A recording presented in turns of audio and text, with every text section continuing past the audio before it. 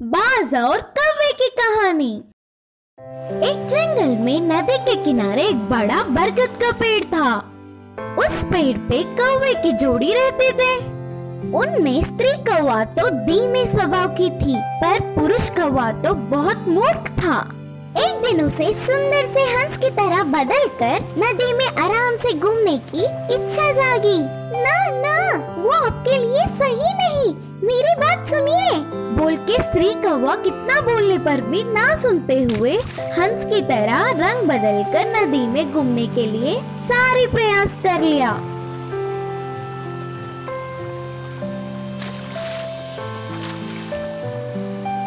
सुंदर सा हंस बदलना नहीं तो आखिर में चूजा बनकर उनके सामने मजाक बन गया। नदी में एक डुबकी लगाकर फिर से पहली तरह बनकर ना कुछ बोलते हुए श्री कौवे के बाजू में आकर बैठ गया। ऐसे कुछ समय बीत गया। उन कौवे के रहने वाले प्रांत के पास के पर्वत पे एक बाज ने निवास तैयार किया। वह उधर से उड़ते हुए आकर उस प्रांत में बहुत देर घूम रहा था। कितने भी दूर होने पर भी स्पष्ट से देखने वाले आँख तोहफे में पाने वाला बाज ऊपर से ही उसके निशाने को देख तेजी से उठकर आके उसे ले गया।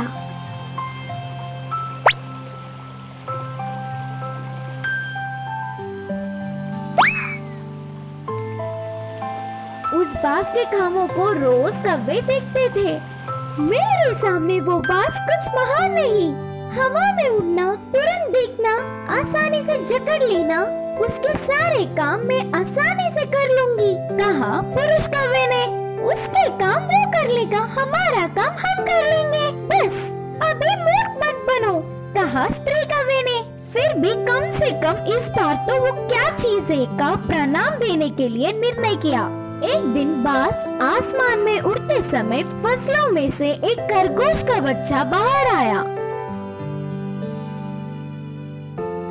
उसे बाज ने देखा। यह देखकर पुरुष कौवा स्त्री कौवे की बात ना सुनते हुए तेजी से उड़ते हुए गया। इतने में ही उससे भी तेजी से बाज आकर उस खरगोश को ले गया।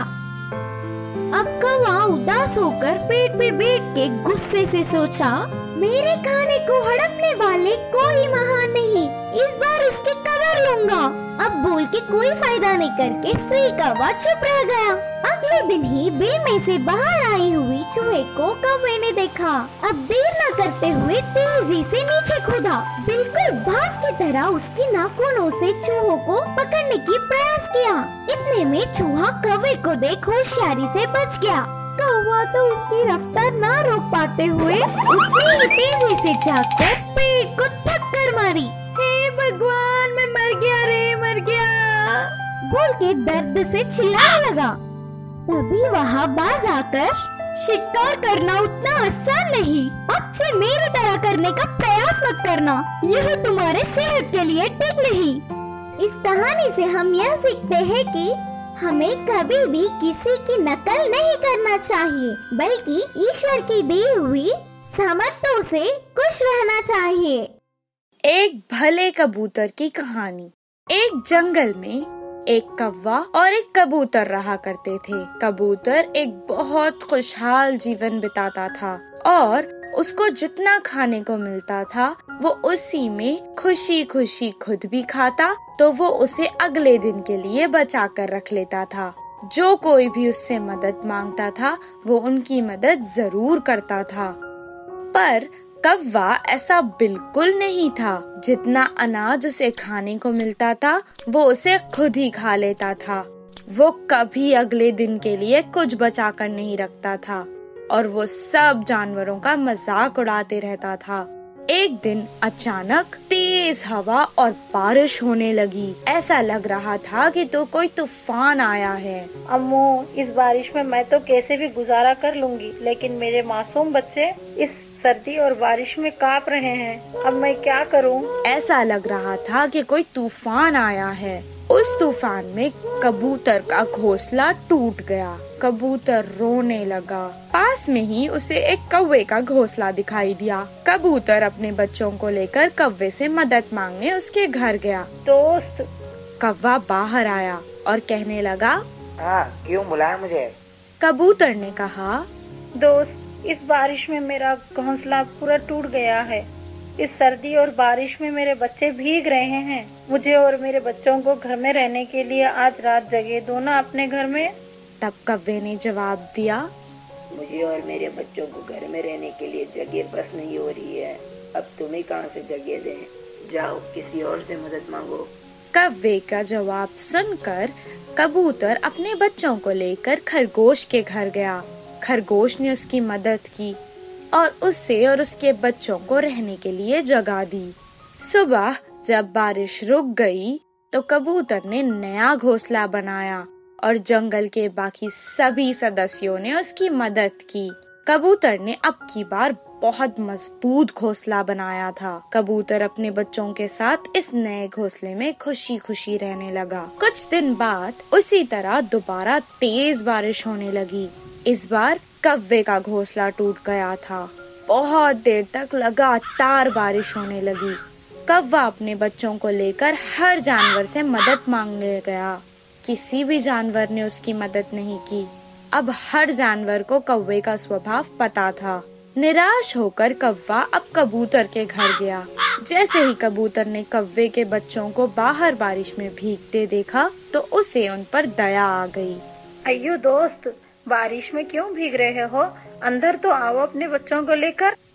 कबूतर ने उन्हें अंदर आने दिया और खाने के लिए भी अनाज दिया। जैसे ही सुबह बारिश रुक गई, कौवे ने कबूतर का धन्यवाद किया और दोबारा अपना घोंसला बनाने लगा। कबूतर ने भी उसकी मदद की और जो उसने किया था उस पर पछताने लगा। उसने तुरंत कबूतर से क्षमा मांग ली। तब से कौवा हर एक जानवर के साथ अच्छा व्यवहार करने लगा। इस कहानी से हमें ये शिक्षा मिलती है कि बुरे वक्त में चाहे दोस्त हो या चाहे दुश्मन, सबकी सहायता करनी चाहिए। चूहा बिल्ली की कहानी। एक जंगल में बड़ा सा पेड़ के नीचे बिल में एक चूहा रहता था। उसी पेड़ के ऊपर बिल्ली ने अपना निवास तैयार किया। चूहा बिल्ली तो दुश्मन है, इसीलिए बिल्ली जब तक नीचे जाती है तब तक चूहा तेजी से बिल में जाकर अपनी रक्षा कर सकता है। हर दिन एक शिकारी रात में जंगल में आता था। वह पेड़ के पास जानवरों के लिए जाता था। रात में जानवर आते थे और ये सुबह आकर उन्हें पकड़ ले जाता था। बिल्ली गलती से जाल में गिर गया। कहीं भी कोई भी कहते हैं कि एक बिल्ली का जीवन एक चूहा है करके, पर यहाँ तो जैसे ही बिल्ली जाल में आया, चूहा बिल में से निकलकर स्वतंत्रता से घूमने लगी। खाने की तलाश में जा रहे चूहे को पास में ही एक नेवला दिखा। इससे उसकी सांसें रुक गई समझो। वो चूहे को खाने के लिए तैयार था। चूहा कुछ भी समझ नहीं पा रहा था। उस खतरे में चूहे को एक अच्छी सी चाल सूझी तो तुरंत जाल में बिल्ली के पास जाकर कहा कि मैं तुम्हें इस झंझट से बचाऊंगी। इसके बजाय तुम्हें मुझे इस झंझट से बचाना होगा। इससे मरने वाली बिल्ली को बहुत साहस मिली तो तुरंत स्वीकार किया। तो चूहा निडर होकर उस जाल के अंदर जाकर बिल्ली के बगल में बैठ गया। बिल्ली के पास से चूहे को पकड़ने की हिम्मत न होते हुए नेवला वहाँ से धीरे धीरे निकल गया। वो वहाँ से जाते ही चूहा भी जाल से बाहर आया। तुम्हारे प्राण मैंने बचा लिया ना, फिर जल्दी से आकर इस जाल को काट के मुझे बाहर लाओ। अगर अभी तुम्हें बाहर लाया तो तुम मुझे खा नहीं जाओगे? भरोसा क्या है? इसीलिए जब तक शिकारी नहीं आएगा तब तक मैं तुम्हें मुक्त नहीं करूँगी। जैसे कहा था वैसे अगले दिन शिकारी के आते समय ठीक पहले ही जाल को काट दिया।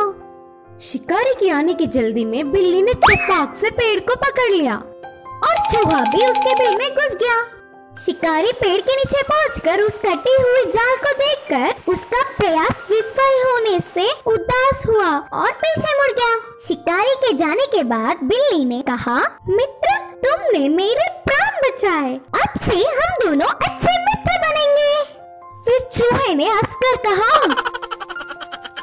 इन दिनों में अच्छा सा मित्र कब शत्रु बन जाए और कब शत्रु मित्र बन जाए पता ही नहीं चलता।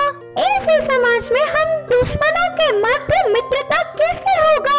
अब तो तुम्हारी मदद किया ना, इसीलिए शुक्रिया पूर्वक मुझसे दोस्ती कर सकते हो, पर किसी दिन भूख में मुझे मार के खा भी तो सकते हो। शत्रु से बेवजह दोस्ती करना मुसीबत लाना ही तो है। तुमने मुझे बचाया, इसके बदले मैंने तुम्हें, हिसाब बराबर। अब से हमारा संबंध खत्म। बोलते हुए बिल में घुस गया। उसके मन की बात जैसा का वैसा चूहा बताने से बिल्ली का मुंह बिगड़ गया। इस कहानी की सीख है कि भला का भला तो कर सकते हैं, पर जानते हुए भी उनसे दोस्ती नहीं करना चाहिए।